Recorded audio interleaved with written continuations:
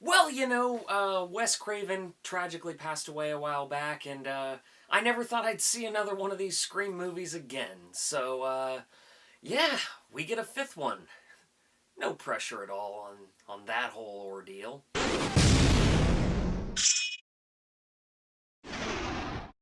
Alright, guys, gals, and everything in between, I'm here today to review for you Scream, aka Scream 5, or as some of us have joked, 5 Cream.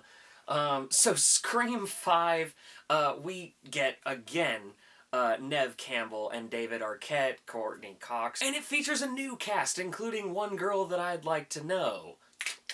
Hey, what you doing later? Oh, yeah, I know. Not me. Scream 5 follows a new group of kids predominantly, and things that are slightly familiar are happening again in Woodsboro. And, of course, our legacy characters, I think as they call them, have to get involved. And now we have our movie, Scream 5, which I never thought would happen because, yet again, the tragic passing of Wes Craven. I was sitting there going, would this feel kind of forced or tacked on? No, it actually fits quite well. I had a really weird experience with this whole movie. How do I explain it? So I have very fond memories with Scream. It's one of my favorite slasher series of all time, but I haven't watched it as often recently. And one of the reasons is because years ago, as you all know, I referenced a person who was on my channel a lot. And one of the things that really bonded us was we were trapped in a snowstorm together with pizzas, and we watched all the Scream movies over and over and over. And that was so it kind of has a lot of memories attached to it. So it felt kind of weird going into a Scream movie, if that makes sense. A fun experience today. Yeah, let's do this. Scream 5. So Scream 5, I enjoyed the absolute hell out of it. It is brutal, and I'd actually argue it has a lot of traits that are superior to Scream 4, which Wes Craven directed. This is a new director. I want to say it's the Knives Out guy, if I'm not mistaken. They reference it. There are plenty of meta references, but I feel like this was a Scream movie made by a fan who understood Scream.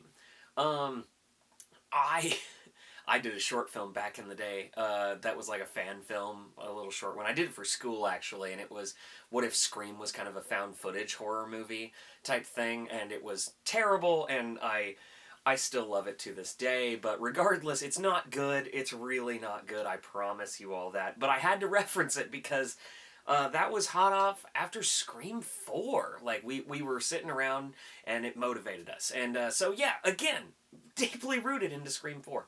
Um, there are. David Arquette absolutely is a standout in this movie. He plays a damaged character that really. He hits home on a lot of notes.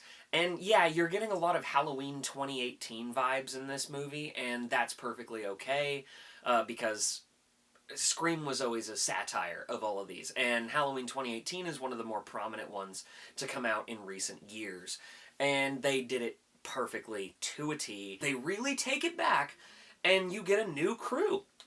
And the guy from The Boys is in this. I want to say he's like Dennis Quaid's kid. Not a fan of his acting, and he wasn't great in this. But the two main girls, I know Jenny Ortega or Jenna Ortega. I'm going to look up the other one. Sorry, fact-checking myself.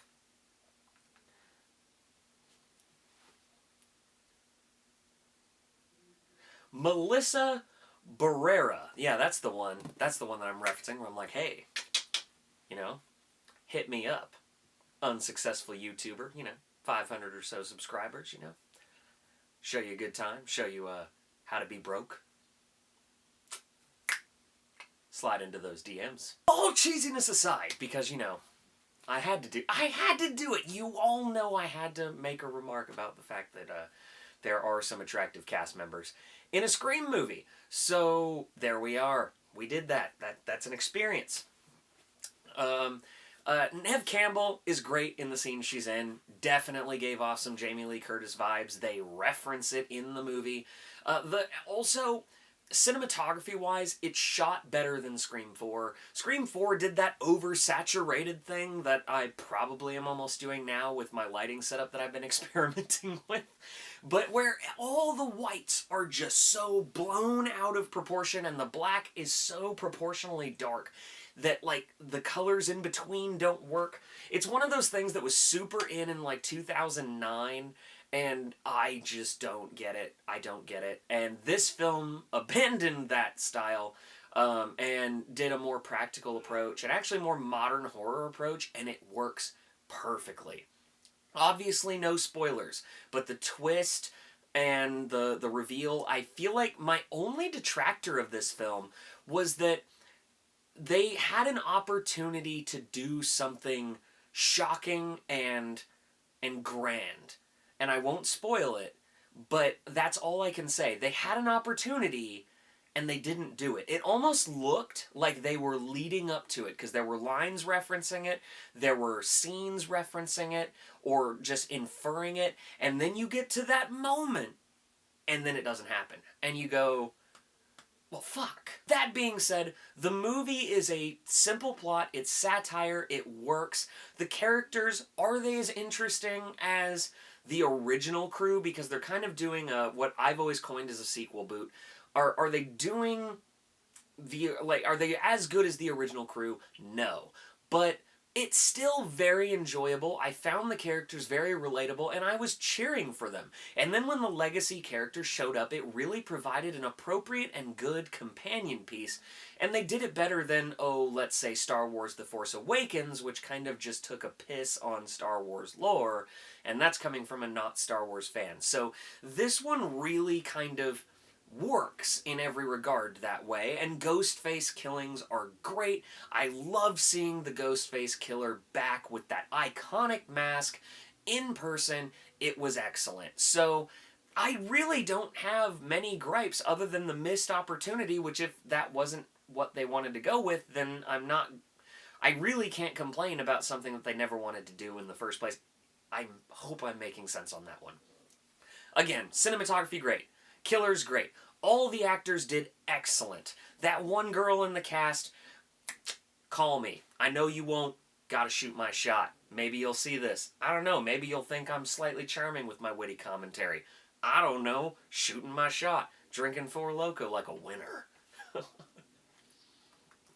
That being said, 2022 kicks it off to a good start. I will say right now that Scream, or Scream 5, is absolutely big screen worthy.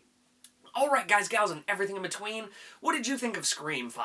Did you think it's going to kick off a new legacy, or is this just kind of a one-off? Don't forget to like and subscribe. I've got plenty more videos coming to you. Hit that bell notification. It's what the hip kids are doing. Love you guys.